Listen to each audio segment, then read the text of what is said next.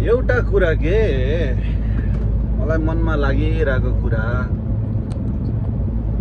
यो हाम्रो देशमा जति पनि यो अहिले जुन नेपालमा एनएसएल चलिरहेको छ हैन, त्यो एउटा खेलको लागि कुनै पनि एउटा नयाँ मान्छेले नयाँ एउटा भनौँ न एउटा फुटबलमै करियर बनाउँछु भन्ने मान्छेले जिन्दगीमा कति धेरै दुःख गरेर म अगाडि बढ्छु, भविष्य बनाउँछु यही फुटबलमा भनेर उसको बाउआमाले खाइ नखाइ भएको नभएको पैसा यता गरेर हुन्छ कि उता गरेर हुन्छ कि आफ्नो छोरालाई उसको भविष्यको लागि भनेर यार कति मान्छेले दुःख गरेर त्यो ठाउँमा पुर्याएको हुन्छ। तर जब मान्छे अलिकति राम्रो उसले एउटा आफ्नो कला देखाउने बेलामा चाहिँ किन होला है यो जति पनि हाम्रा फुटबलका टाउकेहरू भनाउँदाहरूले उनीहरूको जिन्दगीलाई नै यार त्यो यतिसम्म धक्का पर्ने गरेर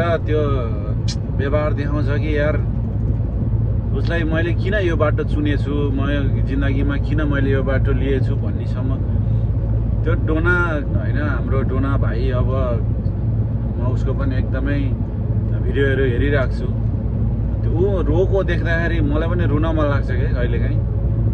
किन भन्दा त्यो मान्छेले आफूले चाहेर त्यो फुटबलबाट टाढा चाहिँ ऊ भएको होइन क्या। किन भन्दा जिन्दगी नै उसले कति वर्ष होइन त्यो फुटबलमै म भविष्य बनाउँछु भनेर राष्ट्रिय टिमसम्म हाम्रो देशको लागि कति धेरै गेमहरू खेल्यो, कति धेरै जितायो पनि होइन। त्यस्तो मान्छेलाई लास्टमा आएर अनसोल्ड हुने गरेर उसको आफ्नो त्यो फुटबल भन्ने नै म किन लागेछु भन्नेसम्म हुने गरेर बिचरा अहिले यो अवस्थामा हेर्नु त त्यो अस्तिको भिडियोमा हेर्दाखेरि उसको खुट्टा मात्रै टाढा भएको हो, मन टाढा भएन भन्नुको अर्थ यही हो कि लाइक उसले नचाहेर पनि त्यो राजनीतिले गर्दाखेरि फुटबलभित्रको त्यो किराहरूले गर्दाखेरि आज ऊ फुटबलदेखि टाढा हुन पर्यो। त्यो उसको एउटा त्यो बाध्यता होइन, सबै पनि यो जति पनि यो फुटबलभित्रका धमिराहरू छ नि तिनीहरूले गर्दाखेरि हो क्या। र अहिले अब उसको भाइ एरोन थापाको कुरा गरौँ न, ठिक छ खेलमा मान्छे होइन सधैँ राम्रो गर्छ भन्ने छैन। रोनाल्डोले नि कहिलेकाहीँ नराम्रो खेल्छ, कहिलेकाहीँ मेसीले नै खेल्छ होइन। 19-20 भन्ने चिज त मान्छेमा जिन्दगीमा भइ नै हाल्छ यार, मेसिन होइन मान्छे हो, सधैँभरि बेटर पर्फर्मेन्स दिन सक्छ भन्ने छैन। तर पनि यार एउटा भविष्य खोजेर हिँडेको मान्छेलाई मोटिभेसन दिनु त कता छ यार। त्यही भित्र पनि त्यत्रो गेम खेल्यो होइन, जहिले पनि 10 मिनट 5 मिनट लास्ट टाइम ल एउटा गेम चाहिँ खेल्यो है अस्तिको, त्यो राम्रो गर्यो उसले। तर त्यति साह्रो त्यसमा पनि मैले चाहिँ उसले पास खासै टिममेटहरूले दिएको जस्तो पनि देखिनँ। त्यसमा पनि अलिकति हो कि जस्तो एउटा त्यही हाम्रो एउटा लिम्बू के नाम गरेको लिम्बूले मात्रै अलिकति साथ सपोर्ट गरेर एउटा फ्री किक हेर्ने चान्स पनि दिएको थियो, तर राम्रो हानेको थियो। भाग्यवश त्यो गोल हुन सकेन। धेरै एटेम्पहरू उनले गर्यो तर भाग्यवश उसको हुन सकेन। अब त्यस्तो मान्छेहरूलाई डिमोटिभेसन हुने गरेर त्यसरी त्यो फुटबलभित्रको राजनीति गरेर आफ्नै कोचले पनि अब कति कुराहरू पर्सनल छ भन्दाखेरि त यार उसले ठिक छ यार, उसले डाइरेक्टली त्यो कुराहरू नसुने पछि आएर हेर्दाखेरि मनमा त प्रभाव हुन्छ नि त यार। मैले आफ्नो 100% दिइराख्दाखेरि पनि किन चाहिँ मलाई यस्तो गरिरहेको छ यार। जब यार कसैले गर्छु गरिखान्छु म यसमै जिन्दगी बनाउँछु भने दिनुपर्छ यार। मरिलानु जिन्दगी के छ ल, मेरो धन यति, मेरो पैसा यति, म यस्तो म उस्तो होइन भन्यो लास्टमा आखिरमा मरेरै जाने जिन्दगी होइन त।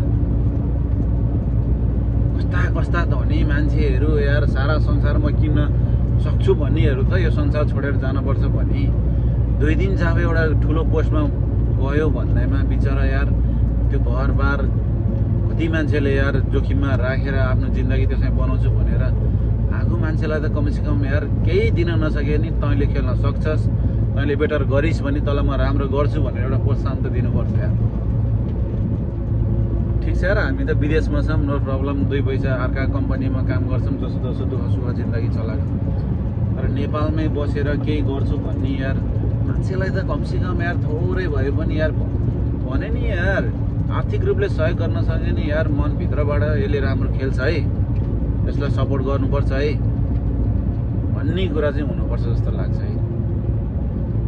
जति पनि अहिले त्यो हिजो लास्ट टाइम त्यो फुटबल मैले लाइभ हेरेँ, लगभग 50,000 मान्छेले हेरेको थियो क्या त्यो फुटबल। जब एरन थापा निस्क्यो सकियो क्या, त्यहाँपछि सबै गए। आखिर कसको लागि यार?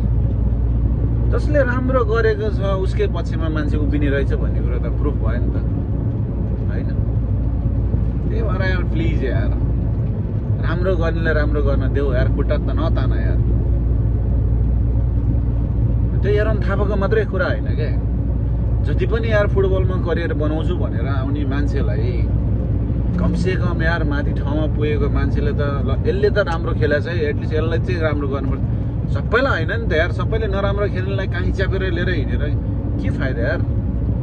राम्रो गर्छु भन्ने मान्छेलाई राम्रो गरेर म त्यसमै गरिरहेको छु, सपोर्ट गरौँ न। सपोर्ट के जान्छ यार? उसको एउटा सपोर्टले कसैको जिन्दगी बन्छ, जिन्दगीभरिलाई उसको नाम आउँछ, नाम दाम आउँछ, फेम आउँछ भने गरौँ सपोर्ट। अन्तर्राष्ट्रिय स्तरमा चिन्छ यार, राम्रो हुन्छ, देशको लागि गर्ने हो, देशको लागि लड्ने हो। कहिले पुग्छौ यार तिमीहरू यार दुई पैसाको लागि?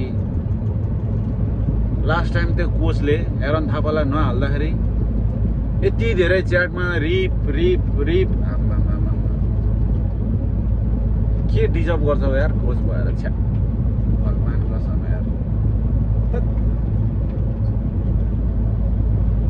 यत्रो यार दुनियाँले करोडौँ मान्छेले हेरिरहेको छ यार। कमसेकम एउटा मानवताको लागि भए पनि, मानवताको लागि के